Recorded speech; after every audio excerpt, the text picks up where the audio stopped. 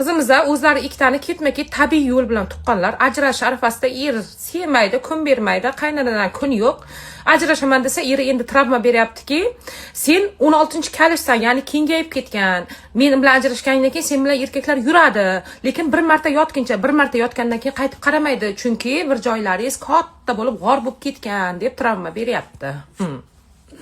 Qo'rqmang assalam, hozir zamon rivojlangan. O'shaning uchun ham aytaman, ayollar, pulni o'zingizdan ayamanglar. Bitta tug'dinglarmi? Обязательно borib qaratib kelinglar. 2ta, 3ta majbursizlar qaratib kelishga.